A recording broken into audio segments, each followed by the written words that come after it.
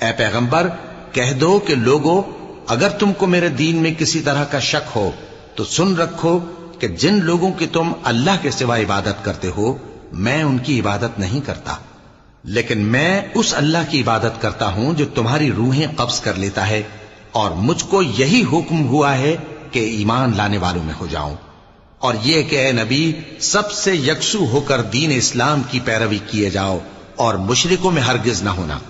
और अल्लाह को छोड़कर ऐसी चीज को न पुकारना जो न तुम्हारा कुछ भला कर सके और न कुछ बिगाड़ सके।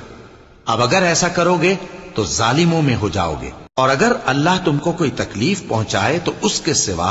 उसका कोई दूर करने वाला नहीं, और अगर तुमसे भलाई करनी चाहे तो उसके फजल को कोई रोकने वाला नहीं। वो अपने बंदों में से जिसे चाहता है फायदा पहुंचाता है, और वो बख्शने वाला है, मेहरबान है। कह दो कि